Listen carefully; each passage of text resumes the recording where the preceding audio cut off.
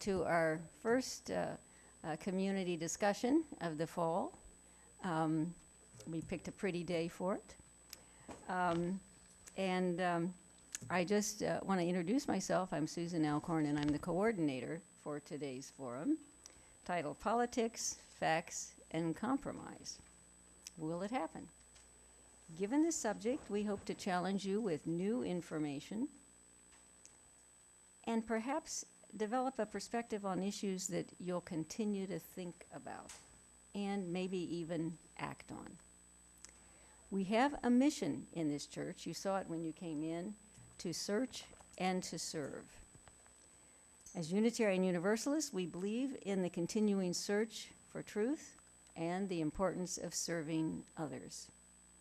We are an activist congregation, and we organize these discussions as a congregational service to the community to support personal reflection, social action, and to encourage individual and collective growth for all who attend. We chose today's topic because we live in challenging times. We don't need to define that further. Leaders of dramatically opposing points of view we hear all the time without real attention to civil discourse.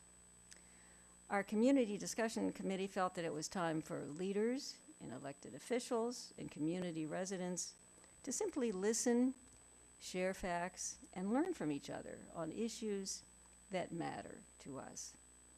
I think you'll hear some interesting points of view this morning, and including some stories about compromise. I would now like to introduce our panelists. David Cohen is our moderator for this discussion. He is a professor of political science and assistant director of the Ray Bliss Institute of Applied Politics at the University of Akron.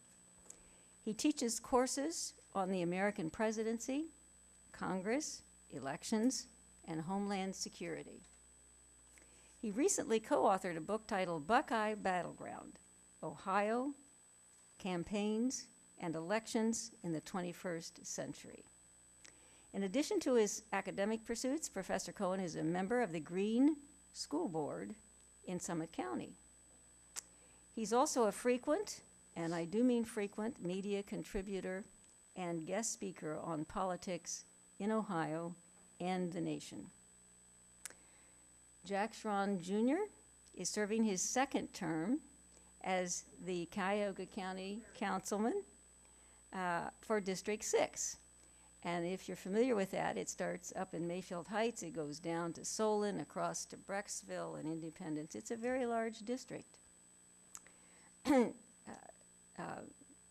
Schron chairs the Economic Development and Planning Committee and is widely known for his work in job creation. Mr. Schron has also led Juergens, Inc. as president and CEO for nearly 30 years of this 75-year-old international manufacturing company that is headquartered here in Cleveland. That's good news. Juergens has won numerous awards for being mission-focused, innovative, community responsive, and visionary. A practicing lawyer, he served for 28 years in the U.S. Army and is currently a board member of WireNet and the Northeast Ohio Council on Higher Education. June Taylor serves as chair of the Ohio Casino Control Commission. The commission is bipartisan and composed of 7 commissioners appointed by the Ohio governor with the advice and consent of the Ohio Senate. The commission is authorized to license, regulate, investigate, and exert jurisdiction over all people engaged in casino gambling in Ohio. Ms. Taylor is president of MAC Installations and Consulting, a Cleveland-based technology firm specializing in cabling, fiber optic, and telecommunication services. They serve the hospitality, education, and medical institutions in Northeast Ohio and throughout the Midwest. Ms. Taylor is a member of the Cleveland State University Board of Trustees, Montefiore, and Sisters of Charity Foundation. Earl Lycan is well known to this audience. He's been mayor of Shaker Heights since 2008.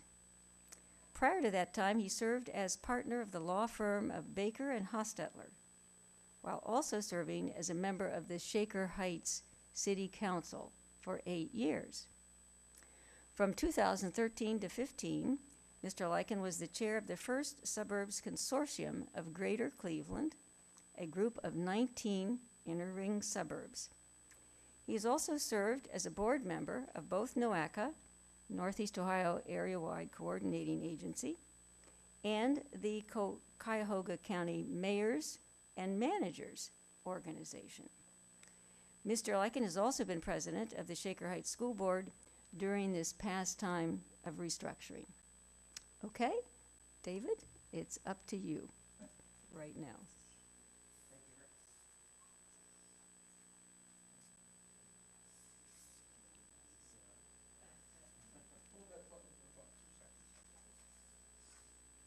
All right, is this thing on? Can you hear me?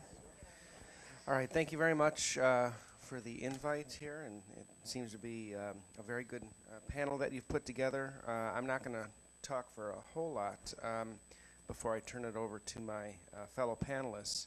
The title of this panel is Politics, Facts, and Compromise, Will It Happen?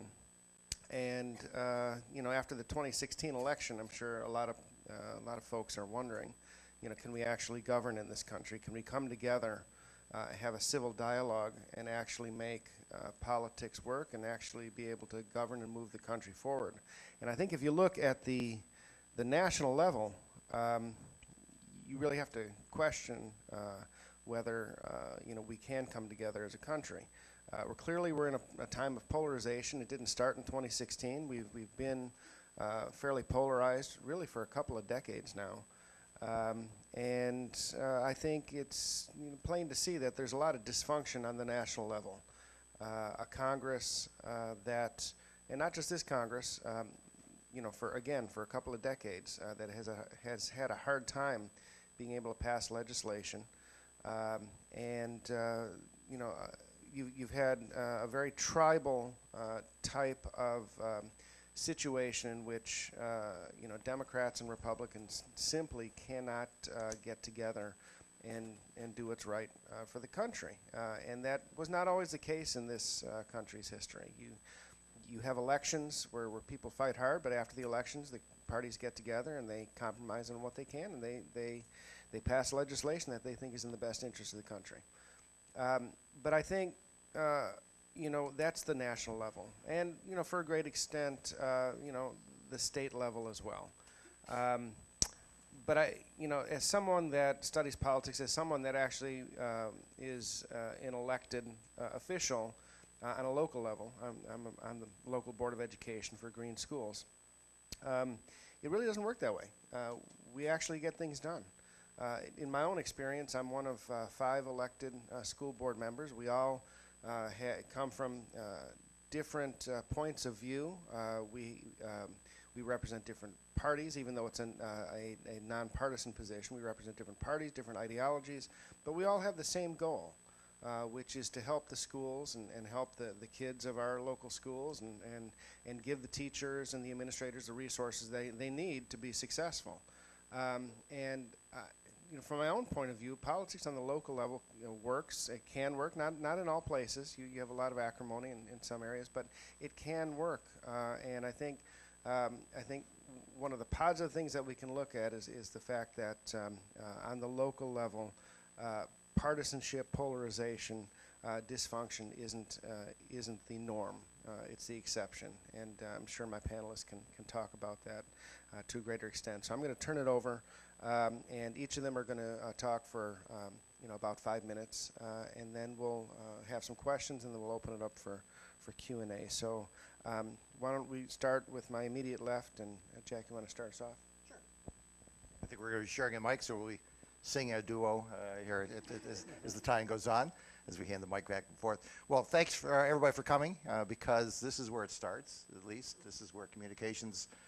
We get together and talk as a country, and we talk on a small group level, and we start to have dialogue about items and issues that we might not agree on, we might disagree on. I will disagree with our introductional remark right off the top. So being as subtle as I am typically, that I'm not, everybody says, well, you don't have to worry about what Schron's going to think. He's going to tell you, and you don't like it. You don't like it. You might dislike it. You might like it, but at least you don't have to guess as to my thoughts and ideas out here. I was honored to be here for my second time for this forum. First time was about 4 years ago, something of that nature. And my disagreement is that we're sitting here looking at saying, boy, these are so challenging these times, and they're so much different than what they've been. All I just ask you to do is just go back and open your history books and look and see that this is pretty calm comparatively if you compare it to the times during the most challenging time I think our country went through, which was our Civil War. As far as you could not have had more diversity of opinion, and you clearly had polarization over issues that existed, and they still, I'd be willing to bet that thread is probably part of what thread is that's continuing through today. And when you talk about difficult times, I see a lot of people here with hair the same color as mine, or and a little bit more, and we will hear stories of the Second World War, and where would the world be with if we would not have challenged the norm, which some people at that point said stay out of the world economy, because hey, it was kind and nice, and we did not need to get engaged in that. Now, the way, at least I understand, some of the things we want to do is we want to also talk about some places where compromises worked, at least from my local side, and I've got a bunch of points of that. Some where we had some that are on the fence, and then some oopses, in my opinion, out there in regards to that. But one of the things that I think we can look back with, we in Northeastern Ohio, with a great deal of positive attitude, is we know that 6+ years ago, we had a real serious oops, and we thought that how could we ever fix Northeastern Ohio and Cuyahoga County and all the graft and the corruption and all the things. And it was alluded to that I spent 28 years in the Army, and that was as a JAG attorney. So I was on the side of both the defense and the prosecution, and sat as a judge before I finished my tour. But we've got 68 people with new hotel rooms around the country, one of which has a 28-year sentence in jail, one had a 23-year sentence in jail, and we thought, how could we ever write that piece of our compass that was out of kilter? And we, everybody in this room, we as a county, we as a people said, enough is enough. We're going to fix this. And we didn't care whether you were Republican, Democrat, Independent. We didn't care anything about that. And the challenge was 6 years ago when I was blessed to be out of the 100+ people who ran for county government, for the new county government, I was one of the 11 to get elected. And one of the first things we did is we said we were not going to care about past. It was not going to be a prologue to the future. We did not have any desire to let that fester and affect where we went. And I can say that when you get a little bit down in the dumps and you look at what's going on, and to David's point, locally, we did correct it. Is it perfect? No. Is it better? Absolutely. Are we on the right track? I think so. One of us would actually like to make sure that all of those 11 county council seats are nonpartisan, and I hope that everybody would believe that that's a good thing to do too out there, because in our county of 59 elected cities, we've got I think 56 of them are all nonpartisan. So I'll talk about that as far as a compromise issue when we get down there.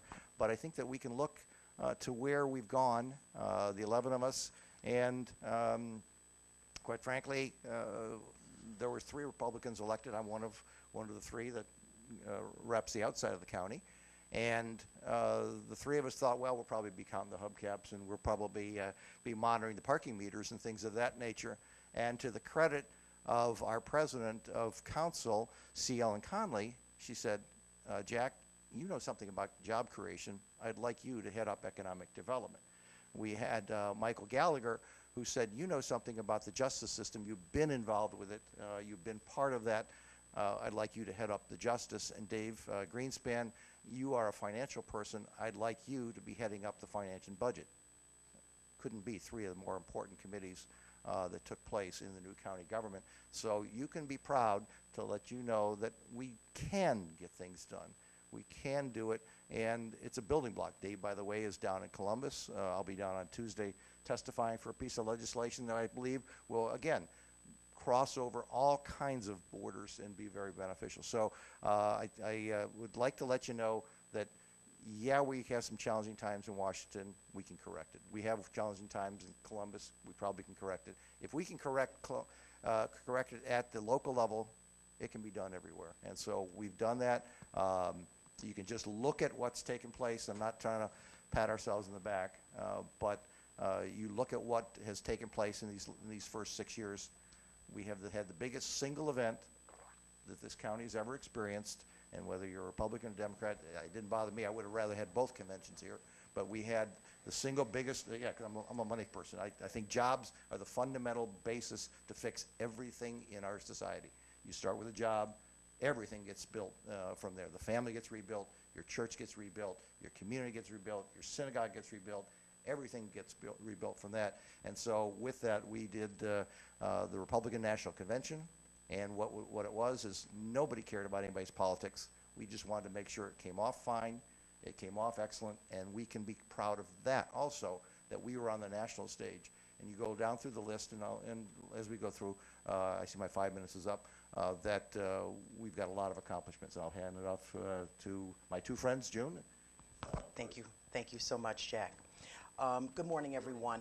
Yeah, good morning, everyone. And first, let me thank Susan and her team for organizing this today. And let me give you a little bit about my perspective from the state of Ohio level. I am not an elected official. As Susan mentioned in the introduction, I'm appointed. And I was appointed because I have been labeled a FOE, a friend of everyone. I'm a registered Democrat, however, I work with everyone. And what I mean by that is I communicated very early throughout my business career that it didn't matter to me if you were Republican, Democrat. I've got some relatives who've become libertarians. I got relatives that are agnostic. I mean, I work with everybody and listen to perspectives. And so I'm coming here today to talk to you a little bit about, from a state perspective, how I see things, and then also how it relates nationally. I think that due to the last election, the country has kind of gotten tilted off of its axis a bit, because I think that we have not been able to compromise, because we are not able to put our personal agendas aside. And also, things have been all of a sudden done in a very non-traditional way. Now, I'm used to this non-traditional way because what you didn't hear in my background also is I spent 15 years in private equity. So as many of you know, private equity people are considered vultures. So when you work with guys that are the ultimate in capitalism, you see all different ways of achieving different ways of doing things in acquisitions, divestitures, and that sort of thing. And my background is engineering. I respect the work that, if you haven't taken a tour and been to see Juergens, you need to see what Jack has done and what his organization does, because from an economic development model, even though he's high tech, he's also high touch. And I believe that during this technological revolution, in order to get some people back to work, we've got to get high touch. And Jack knows how to do that, which means taking people who unfortunately are not as educated, but getting them trained to do something that is of value so they can be contributors also to this economy. But back to the topic of compromise, I was raised to be a patriot for our country. I love our country. I love our country over party, over my fellow commissioners, over governors and the agendas that people seem to come up with in politics, which I think is also how we've gone amok. And I think that you have to understand first what is so important for a particular region.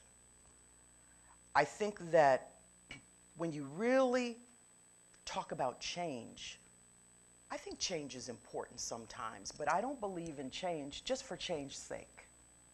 And I think today a lot of us have heard so much of, well, we need change, but like Jack mentioned and like our moderator mentioned, there are some things that were working very, very well. But I think that we have to want good and positive change for the people who need it most. And how do we do that? We have to work together to prioritize what is best for the citizens, because really our positions are about servant leadership. It's about putting the citizens and our region first, which is how we got into the trouble that Jack just mentioned. And I think that's why many of us are looking at Washington, D.C. and saying, no, wait a minute. Is it really about the country, or is it really about you in the position? So as Susan mentioned, the importance of giving some examples, and I did some research on the demographics this morning. I just wanted to share a couple things to round out my 5 minutes. I think we have to be honest about where the country is as it relates to our citizens, from sunrise in our citizens' lives, to the prime of their lives, to the sunset of their lives. So I'm speaking about programs like Women, Infant, and Children for WIC. I'm speaking about education. I'm speaking about workforce. How do you get people trained in the prime of their lives so they can keep providing for their families? But also in the sunrise of people's lives, I do not believe that we should abandon anyone. And the state of Ohio is now ranking in some areas, and areas that I'm touching due to my work with the casino, that are really, really unfortunate. Nationally, 3 million people, seniors over the age of 65, are experiencing food insecurity. 85% of seniors right here in Ohio over the age of 65 cannot feed themselves. But when you drive around, you see corn growing, you see farmers working, you see the John Deere tractors going, but the food pantries right here in Ohio are overrun with seniors wanting help for a meal. I honestly believe we're better than that. And compromise is needed because we have to be authentic and real about the facts, the numbers, and who these citizens are. I do not believe that many of our programs and our initiatives are working. So yes, I believe in change, but change for whose sake? And who are we forsaking in the process? I also understand there's a lot of fraud and abuse in the system. Believe me, I'm downtown at the casinos and I see people bringing in duffel bags of money and so forth, trying to get it through the system. And that's why we have a regulation. That's why we have overseers of that. So that exists. But we also have to remember that most of the people receiving some of these services are sick or elderly or children. And I do not believe they should be forgotten. I want to close by saying that I think it's one thing to say we're the greatest nation in the world, but we have to say greatest at what? Greatest at what? Ohio is one of the 10 worst states for food insecurity for seniors. In addition to that, our seniors have right now in this country the highest incidence of suicides, alcoholism, and chronic health issues, also in relation to food insecurity. So as Susan asked me to bring an example that many of us might be able to relate to, I just wanted to share this example because I'm hoping for some compromise on the basics. I see incredible military machines and things flying through the air, and they're telling me that they've got shields around them. And that I believe in protecting our country, but at what cost? The Cleveland City Schools, as you know, many of the teachers can't teach because they're so busy focused on the social services part of education now. They got to give them a hot lunch for breakfast. They got to give them a hot lunch for lunch. Then the kid says, well, I need a snack. And the teacher's trying to teach math and so forth, and she's got 37 kids in a room. We need compromise to fix some of the basics and really get our priorities together. And I think that when we really, really think about where we are, it's time for us to be authentic and honest about some of the things that we need to change. Thank you. Thanks, June. I was also on a panel about 4 or 5 years ago, and I want to thank the Unitarian Church and Susan Elkhorn and the others for the opportunity to be here again. The last time I was here, Jack Schron was also on the panel. The incident he referred to was when we were both here together. And I don't know if it's because the church thinks we're a good team or whether it's just accidental, but Jack's a Republican, I'm a Democrat. So maybe we do make a good team, but what we have in common is that we both believe in getting things done. And we're both very willing to compromise in order to achieve that. I'd like to start from a kind of a broad perspective, a universal perspective, and then work my way down to more specifics. One of the things that makes compromise very difficult and that creates political paralysis is that people have such deep convictions about how they think things ought to be. I would recommend a book, some of you may have read it, by psychology professor Jonathan Haidt, called The Righteous Mind, that discusses these deep convictions that people have and how difficult they are to change. He did a series of experiments with college students and challenged them on their most deeply held convictions by presenting them with information that directly contradicted their beliefs. And instead of leading to their changing their beliefs, the effort resulted in eliciting more argument from them and more passionate argument to defend their views. Haidt also noted something that David Cohen commented on, and that is our tendency to break into tribes. Tribes based on joining together with people who believe the same things we do, and of course this is all reinforced by cable news and the networks that present our own particular point of view that we can listen to all day long and feel good because we're hearing what we want to hear.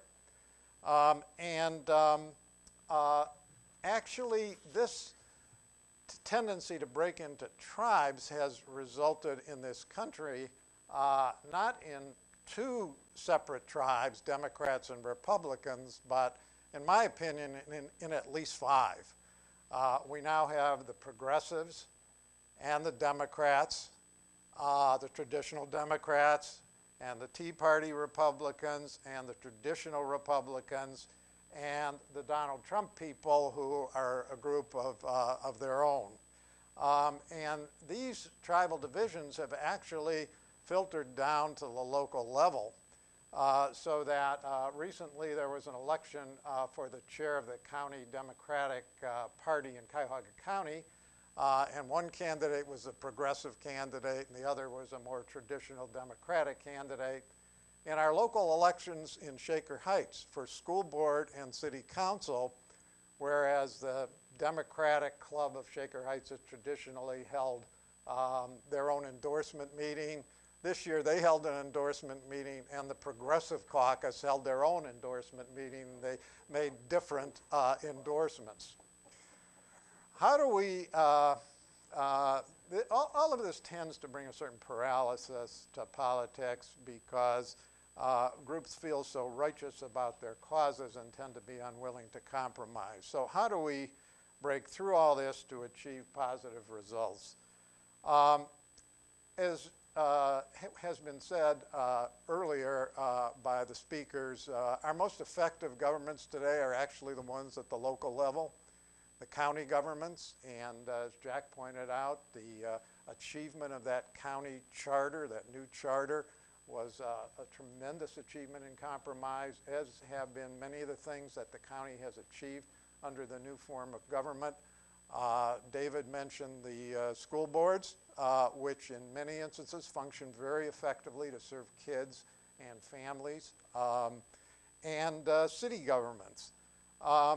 And city governments tend to work because there aren't any ideological solutions to the issues we face. Public safety, street and sewer system repair, snow removal, rubbish pickup, economic development. Mayors and city councils work together to solve problems, to provide services, to balance budgets, or they'll simply be run out of office. And in Shaker Heights, we've had a long tradition of collaboration to solve problems and deal with challenges. And we provide high quality services, and we're now launched in a new commercial retail development, our new Van Aken project, and that's how we did it, by collaborating and working together. Years ago, I heard George Voinovich speak, and he talked about his experience in bringing Cleveland through a very dark period, and he got there by working most closely with a Democrat, George Forbes, and they made decision after decision after decision to take Cleveland through a crisis and bring it out into the daylight. There's another book I'd suggest called If Mayors Ruled the World, showing how the city experience can actually be a model for government at higher levels. So what is the solution to national problems of tribal warfare and government leading to paralysis? And I just wanted to throw out three thoughts. One is eliminating gerrymandering, which tends to focus representation on people coming from a political tribe by packing people who feel similarly into the same district. The League of Women Voters is working very hard to overcome that, and they're to be commended for that. Electing people on the basis of their ability to solve problems and to provide services, and not just on the basis of ideology. Let's look for the problem solvers, the people who can get things done. And finally, remembering that compromise in government is a virtue. It's not an evil. In the words of an old adage, politics is the art of compromise. Thank you very much. Do we have a couple minutes just to talk? Okay, and I think something that Earl hit on, which is gerrymandering, I think is a real issue. It's a real problem. It's something I think that paralyzes not only the national level, but also is a paralyzing factor on the state level, and it exacerbates this problem of tribalism. And so I have a question for the panel, and that is, you know, with gerrymandering, with tribalism on the state level, how do you fix some of these problems, like June pointed out, such as, you know, food insecurity, when folks, you know, don't agree on the basics? They don't agree on what the priorities should be, because we are so polarized, especially in an era of government like you see here in Ohio. I mean, it's you know, not only is it in an era of unified government, and it's overwhelmingly Republican at the state level, to the point where there are super majorities, it's hard for the minority party to really have much say. Therefore, there's no incentive to compromise. And so how do you overcome some of these structural issues that are built in? And I'll leave it to the policymakers to answer that.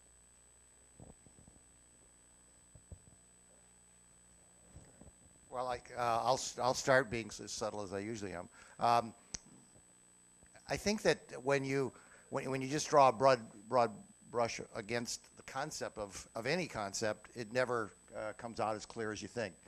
Earl just was complimenting the fact that we had a great deal of success in the new county government.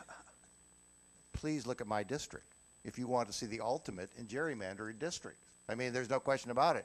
It starts in Mayfield, goes down to Solon, crosses all the way across to Broadview, Brecksville, and goes up to Seven Hills. There's not a congressional district that's more gerrymandered than my district, in all candor.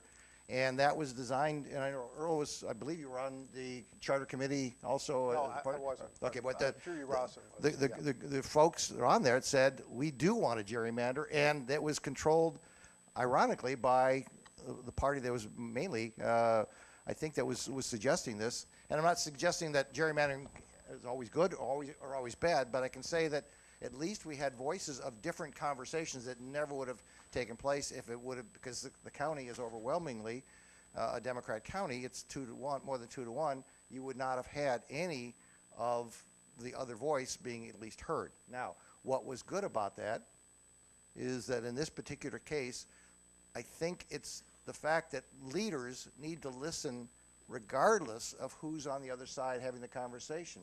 And there's where the fault lies.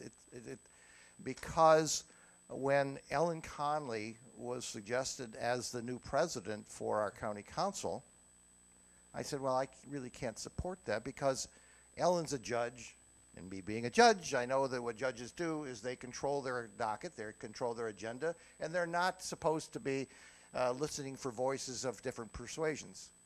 6 months into this, I said to Ellen, not only was I wrong, I was so far wrong because you did have a great desire to listen. You did listen, and not because you made me economic development, but because you wanted to hear, and she decided that we had a higher calling.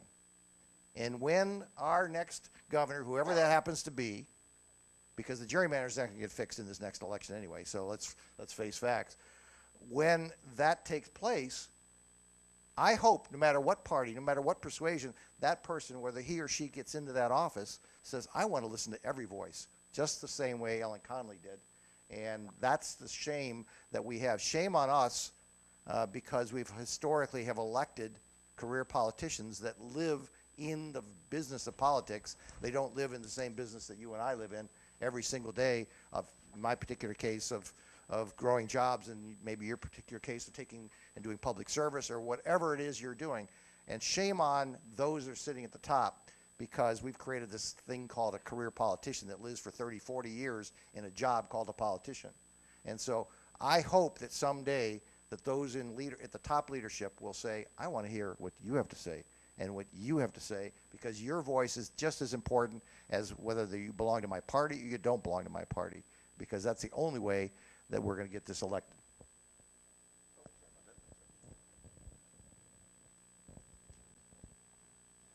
Okay.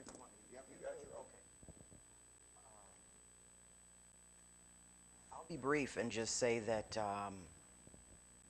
we said that politics means compromise. In my humble opinion, politics has become all about money. Until we get the money equation out of it, I don't see how we attack these solutions. And I'm saying that as someone who is downstate twice a month for 2 days, every other week. I oversee an enterprise, in a sense, that brings in $1.6 billion to this state. Cleveland and Cincinnati's casinos each individually bring in about $22.6 million a month. Okay? Now, the most profitable casinos are Cleveland and Cincinnati. My opinion is they're the most profitable because they are located in cities where there's professional sports. Again, time to money. So you have people who are going to these facilities typically before or after the Indians games. And I could almost chart it out. If the Indians do well, the casinos do well. The Cavs do well, the casinos do well. And same with the Browns. But I understand, right, okay, I'm being nice, I'm being nice. We're talking okay, big dreams. right, right, okay. But, you know, and so when the mayor brought up the Trump people, and you heard the phrase drain the swamp, you really have to peel back that and understand that that relates to what Jack was just saying about the career politicians. In a few weeks, the state of Ohio is going to announce who are the permit recipients for medical marijuana, okay? And if you follow that money train, it's astounding. But if you are a career politician, you know how to navigate these routes so adeptly that by the time it reaches the average citizen, no disrespect to anybody, but it's already done. It's already carved out, and there is no vote, there is no say by the citizen. And a lot of times, I'm at Heinen's and somebody says, "June, how did we get here?" I said, "Please, I'm just trying to get some yogurt." Okay, there isn't enough Tito's for me to explain to you how you got here. It started, we're in 17, it started in 2010. So I guess my response to you is that money piece is bigger than you can ever imagine. Mayor? Well, let me just talk about gerrymandering first. There are two reasons why I think we'd be better off without it. One is that I'd like to see candidates in a congressional district vying for the votes of all voters, not just the Democrats or the Republicans. If a candidate knows all he or she needs to do is get Republican votes, they're basically saying, I believe the same thing you do, and that's why I should be elected. I'd like to see those candidates saying, I'm the better candidate. I've got the better judgment. I've got the better experience. I've got the better skill, and I should be able to get votes from both parties. And I think that'll take away from some of the paralysis we get when they get to the legislature, and they're just so fixed in their views. The second thing is, in a gerrymandered district, there's a tendency only to worry about people who, if it's a Republican district, are on the right of you, or people, if it's a Democratic district, who are on the left of you.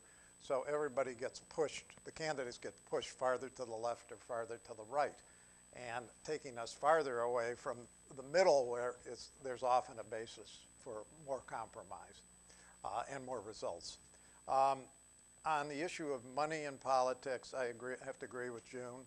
I think money in politics leads to further paralysis because there's no doubt that people are influenced by these extraordinary contributions, and so they have a mission to serve the interests of whoever is donating that money, which creates a further burden on the system rather than representing all the people in their district or all the people in their state or whatever it may be.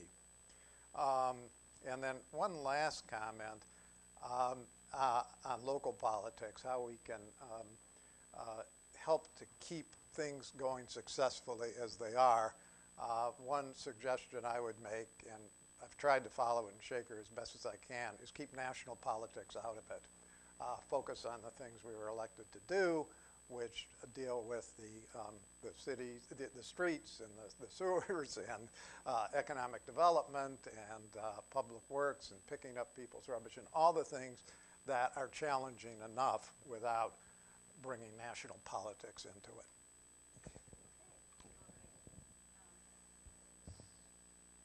Thank you all. And I just want to pass these clipboards around. If you are not already on our email list, sign your name and your email so we can inform you about upcoming forums and discussions. And also, we'll start our Q&A here from the audience.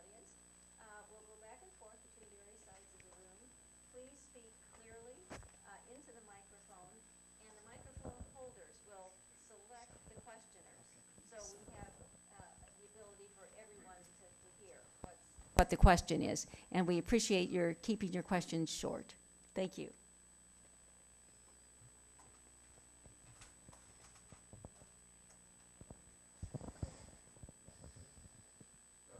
Okay. It's so rare we have people of this caliber on a panel. It's awesome. My question's a little bit off theme, but it's because I'm pretty passionate about Northeast Ohio. It appears that Northeast Ohio is lagging other markets of similar size in the Midwest in terms of household income growth, in terms of population, in terms of education levels, a whole variety of data. Could you please offer some suggestions of things, policies that we might pursue to turn this around? I love the question because all you have to do is go back and look. There's an article, I think, in today's Plain Dealer about steel and its impact, and we were actually talking about what its impact is on our economy. And the middle class, I truly believe, was when the media declared about 15, 20 years ago that manufacturing was dead and there were no jobs in making things because it all left to go to China and India and Vietnam and places like that. I can tell you they're alive and well. I can tell you manufacturing is doing more than it ever has, and I can tell you it will be a core component of rebuilding our middle class, which then helps to rebuild the structure out there. The Maple Heights is the Warrensvilles, the edges of Shaker, the edges of Cleveland Heights were all as a result of our middle class having the strength to support itself. Well, today, if you go to East Cleveland, it's really a shame to see what's become of that city. And I truly believe it's because we have lost sight of that. We have three core drivers of the job growth in Northeastern Ohio. The medical community is the single largest driver. Manufacturing is the second largest driver. It actually drives more dollars into the economy. And the third is our hospitality, all of which need to be supported. And we need to figure out how we get everybody to support those three, get off all these other horses and try to say, okay, these are the three large drivers. And with that, it will then rebuild the middle class. With that, it'll rebuild, as I say, a broken record.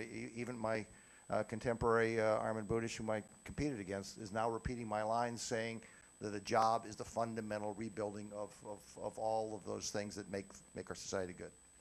Can I follow up with a question? Isn't one of the big challenges, though, in manufacturing the fact that automation is replacing some of those jobs? So it's maybe it's creating a lot of wealth, but the jobs aren't there like they used to be. And so you're the expert.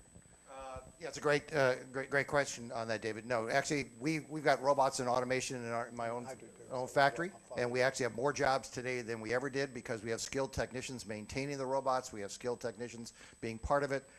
We actually are very actively using students from places like CVEC. We have now 12 interns.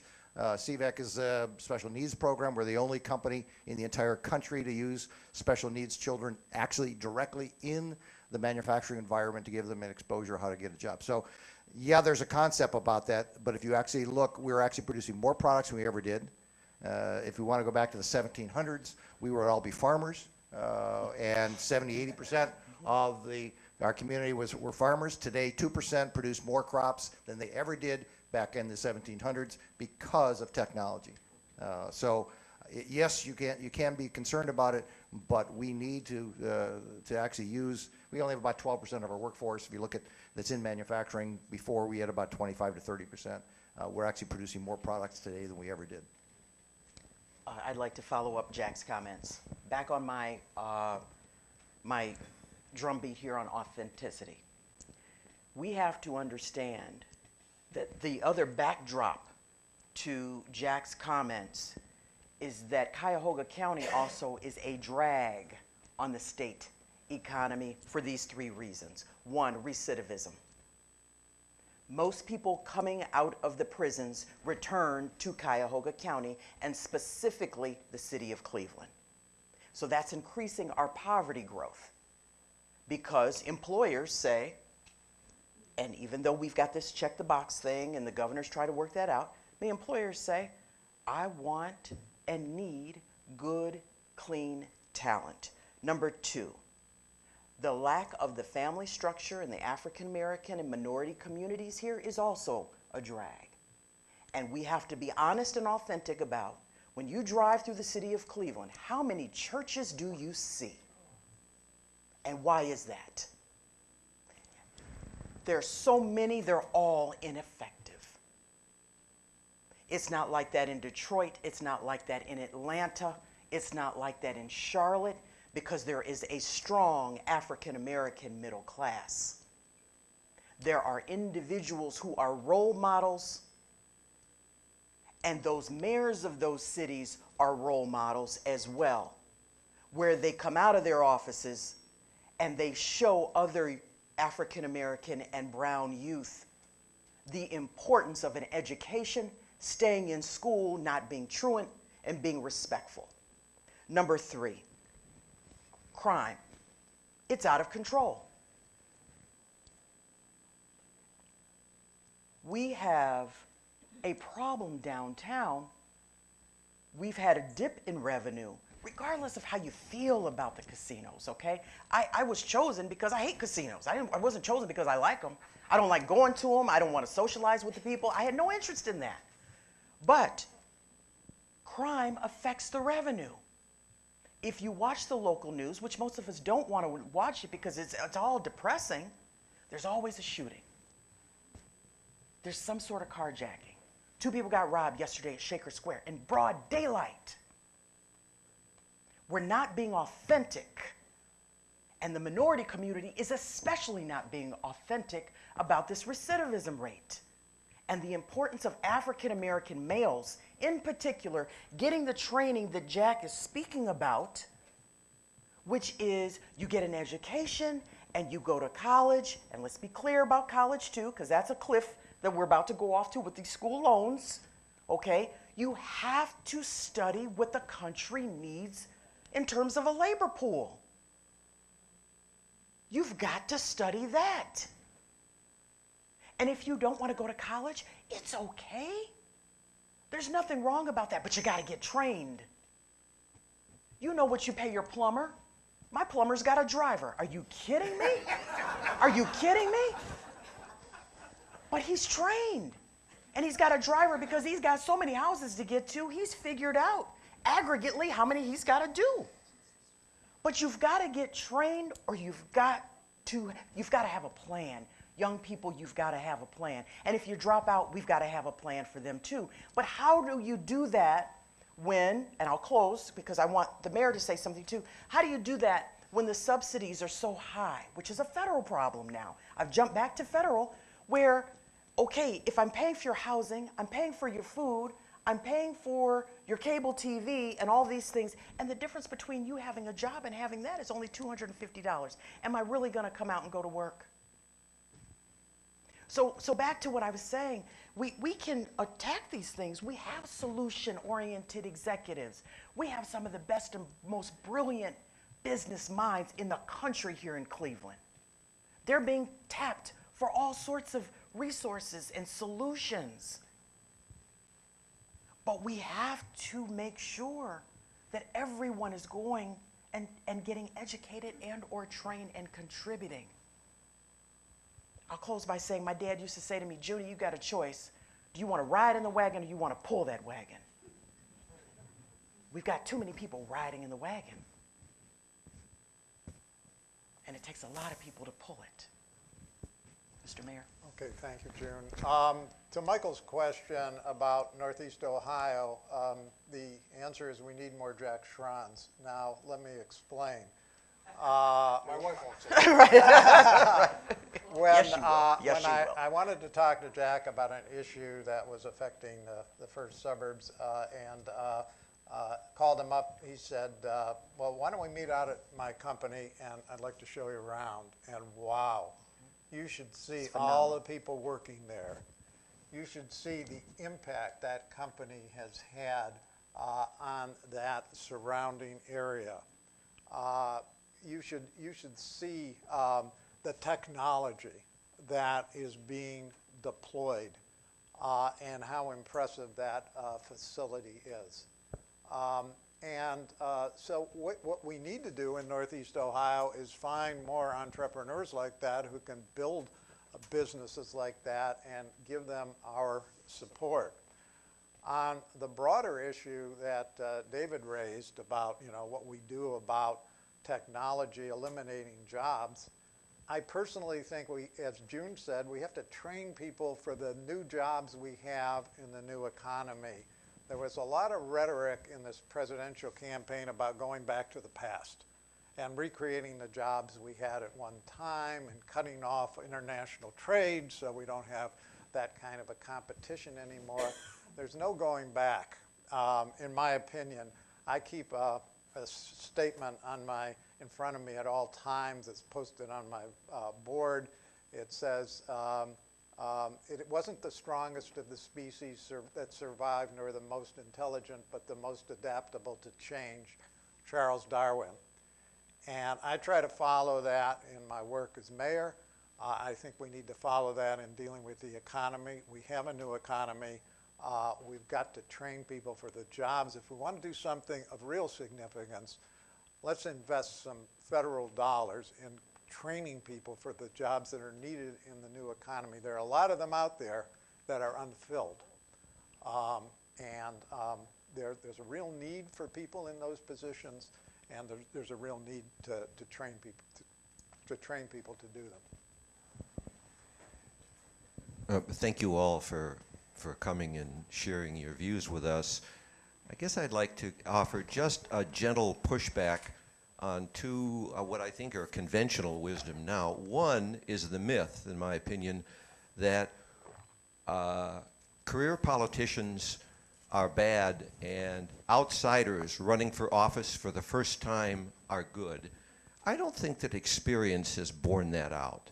At the national level, we have an outsider who's president, and we can see how well that's going. Frequently, people who come from outside and view politics as something that, with disdain, they come with preconceived notions that they ran a used car dealership and now they're in the state legislature. The conditions that applied when they were in their used car dealership probably ought to work in Columbus as well, right? Chances are it won't. So I think that career politicians, not all of them, but many of them, at least understand often what needs to be done to get something done. But the other issue I think I just want to mention and to support Ms. Taylor in what she said, money. I recently had some house guests from North Carolina, and they were telling me about how outside forces pumped money into not a governor's race, a local school board race, so that the money in politics, it just doesn't affect the state level or nationally. Groups are now pumping money into state legislative races and school board races and perhaps even county executive races in some. So money is actually seeping down and distorting the results of local elections as well. And I'd like your thoughts on both the career politician issue, and of course Ms. Taylor has already talked about the money issue, but again, thank you for speaking. Well, my comment that about career politicians was not intending that the sole source would be a single person who comes in and it has never done anything of that nature. But it's also not to say that we have designed a career that starts and when you're 22 years old and it ends when you're 65 or 70 years old, and that's all you've done. So where's been your outside experience and your exposure? I believe that going in and out, blending in and out, is a way in which you would gather the knowledge. So I don't. I understand your example of the current administration. I'm not advocating that your first experience in politics would be the President of the United States. I would have thought that perhaps first experiences might have been some other senior level position, for example. And but that's my difference.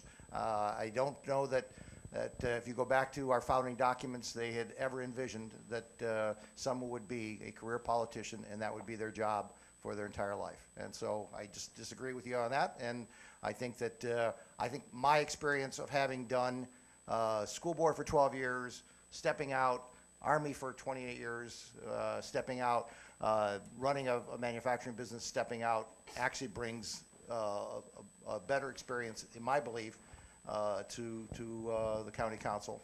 Not that there aren't quality people on there, but I can see that they have career limited themselves out. They term limited out of Columbus. They now taken this job. They're going to go, and you can see that all of these county council slots are getting teed up for people who have term limited out and are moving into some of those slots. So I guess I disagree with that. Well, and let me follow up by saying, giving you a real short example. There's a lady in Columbus named Joanne Davidson, first female Speaker of the House. She started her career being on the school board, I think, of Reynoldsburg, Ohio, and rose through the ranks over the years. So she is labeled a career politician, and she was the first chair of the Casino Commission. But let me say this.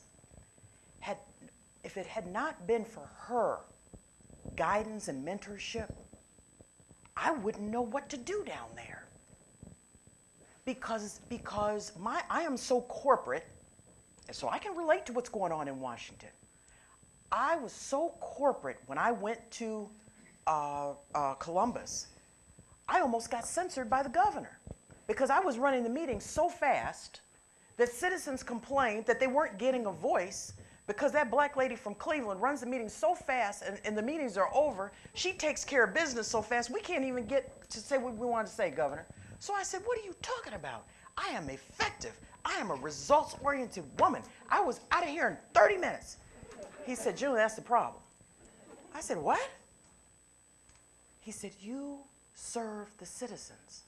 And if they want to talk to you, and they submitted a in-paper and writing memo saying that they want to talk to you for 45 minutes about how Cleveland should be the capital of the house of poker, you've got to be there and listen to them. I said, are you crazy?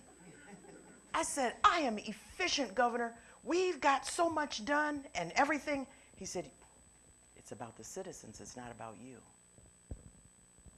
And I said, well, how long is that going to take? He said, forever, how long it takes. You've got to be there. I almost quit. But I give you that story because it was such a head game change for me, wholesale-wise, that had Joanne not said, let's go have coffee, dear, because you've got to get it together. This is Columbus. You're not running. You're not in charge of anything. The people are. I would have never known that I had to really switch my hat. And so due to a career politician, I was able to get the knowledge. But had she not been there and explained to me, I'd probably been more like Washington. And I'm just being honest about it. I basically agree with the comments you made, but I want to modify them somewhat. First of all, on the first, which dealt with experience in the private sector versus government, I think experience in the private sector can be very helpful, and it was very helpful to me as mayor that I was a lawyer in a corporate law firm. I wasn't in business myself, but I dealt a lot with businessmen and found the experience that I had from that work to be very valuable to my work as mayor, because the city is basically a business. But on the other hand, I want to say my public sector experience was also invaluable. I've been on a school board before. We've gone through a major reconfiguration of the school board. Having been through all of that was extremely helpful.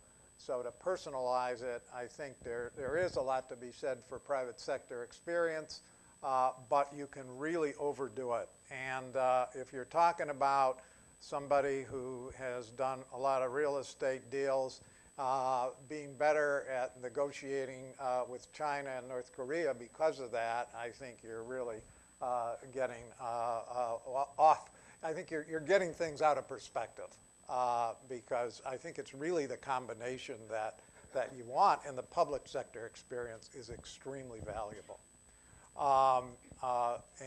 So on the second, I just want to talk about how effective money can be in creating the wrong outcome, because I agree with that comment. You talked about a school board election.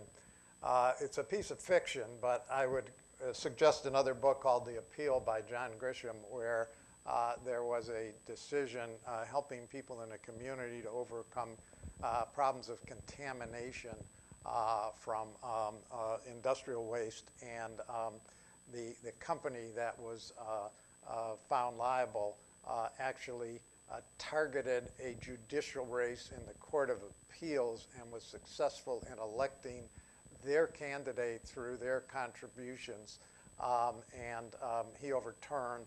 He was a critical vote in overturning the whole decision. So this is scary stuff. Look to move to amend. There's a group that's working for a constitutional amendment. It's hard to get, but it's needed, I think. I would like to speak to Ms. Taylor and all the rest of you, that it's so important to go ahead with this thrust for preschool.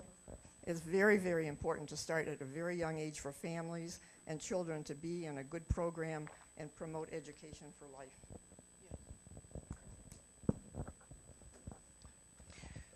Do you want to comment about that? Because I just wanted to say my wife's here and she's a parent educator, and we couldn't agree with you more that some kids come to school with tremendous privileges and advantages and have a wonderful preschool education, and then lots of kids come to school who don't, and you want to know why kids don't do well on the state tests.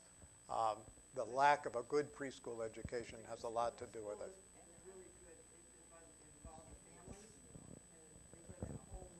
Of their future. Your operative word was education for life. I don't know that preschool is the predeterminant, because I'm a believer that the real component of that is education for life. And that means that if you look at one of the places that June talked about was recidivism. How many people have been to Edwin's? Okay, great. That's an education in and of itself. Pardon? It's a great restaurant. Last night. But the purpose of one, if you look at its underlying purpose, it's education. And so it's educate, because the average student at Tri-C, I think, is 27 or 28 years old. So when you talk about that, you really, I'm committed to education for life out there. I started an education university with over 250,000 students going to school on manufacturing when they said it was dead. So I really believe that's the operative thing, is we focus on the pre-K. We don't focus on all those young men and women that June was talking about that really need to go back and re-educate themselves out there, and at the 27, 28-year-old. So I moved here many years ago, and I moved to Indian Hills community, and at that point, first it had been in a swinging singles white community, and then it was a swinging singles black community, and there weren't enough swinging black people, I guess. So then they turned it into a senior project. And I've been in mental health my whole life, and so I see this undercurrent, under whatever it is, where there's so much poverty and there's so much trauma that's based on the poverty. And so then I was living in South Euclid, and my son was told he was the only, why are you here? It's just black people supposed to be here. And then we moved to Solon. And then my son graduated from there. And the other day he was talking to me about these people who have no job, and they this, and they make these choices. And I turned to him and I said, I made a mistake moving to Solon. You lost your soul, young man. So here's the thing, my question is, it's okay in our community and in our state I worked for 3 mental health centers. I was a clinical director. I closed them, not because I wanted to, but because the state said, it's okay, we treat these poor people, whether they're black or white or Hispanic, they're mentally ill, it's okay, they can live on the street. They can go to the jails because they don't have medication. We said it's okay. What I want to know is how, my question is, how on this level, how did we go as a state? I came here from upstate New York. I did never hear about names like Kink, like Kike, and I had all these, I never heard these things. So my feeling is there's this underlying hatred, I think it is, for those people who cannot speak for themselves, whether they are black, whether they are severely mentally disabled, whether I don't know what it is, but we don't look at them. So I want to know, how can they matter? How can the state turn around and make them matter? Because when you make them matter, because I work with women who are they're homeless, and I work with their children, and when you've told them over and over and over again, you're not going to get a job, you made a mistake when you were really young, and it was a big one, and now you got a felony, and nobody wants to hire a felon. But these people aren't felons anymore. They never wanted to be a felon in the first place. They just screwed up big time. How can we change? That's what I want to know. How can we change? Let me address just real quickly, for time's sake, a couple of your concerns. First and foremost, as the mayor mentioned, we need more Jack Schrons. We need more June Taylors, and let me tell you why. We both hire in our companies formerly incarcerated individuals. Now let me tell you where this is headed. Because of our opioid epidemic, okay, which is tragic, and if you talk to any of the DEA agents, they will tell you there isn't enough money in the world to stop this flow and to get enough people to say no. But you need more individuals like Jack and myself willing to take formerly incarcerated individuals and give people a chance. And I say so many times that on Saturday and Sunday, we preach one thing and we go to church, but on Monday we forget all about it. So we need more people who are forgiving and have a pure heart. Now, I believe, and Jack can attest to this too, some of my formerly incarcerated individuals are my most dedicated, loyal employees. I don't even think of them as formerly incarcerated. They're part of my team. And they work no different than anyone else. But what's happening is, in Montgomery County and some of our other areas in the state, because the opioid epidemic is so high and our workforce cannot give a clean urine sample, we're forced to hire more formerly incarcerated because they're clean. So we're about to see that change. My second thing would be, we have got to have more dialogue and authentic conversations in our schools. So back to the schools thing, but we've also got to talk about the hate and the anger and the name calling and the things that are so negative. Due to budget cuts, again, we've taken out a lot of things. You know, art is a luxury today. That used to be a standard. Many schools don't have art. Many parents have to pay for sports. And third, what I'll say is, until we tackle again this money thing, and then we make the mental health piece more of a priority, which we've tried in the county, Jack, by having the, didn't we have a levy for? We have a levy. We're one of the few counties that has a levy for Health and Human Services. Until that's a priority, that is not going to change that foundation of what you're speaking about that is so tragic and unfortunate. And I say that earnestly. Well, it's not Thank about you. the Wait county. just a minute. We have to really come to an Okay. ending here. We really finally, we want to Okay. thank the panelists and I want to make an announcement about next Sunday's community discussions because it really kind of flows from this discussion. We have Amy Hanauer, Executive Director of Policy Matters Ohio, will speak on, guess what? Federal funding cuts. How will they affect our community? So we invite all of you to come. And again, we thank the presentations and the conversations here that we've heard this morning. It's been an outstanding panel. And thank you for coming and bring more people next Sunday. We need Sure. to continue this Pleasure conversation. to serve on the Thank you panel with very you, much. June. Likewise, Yeah. likewise.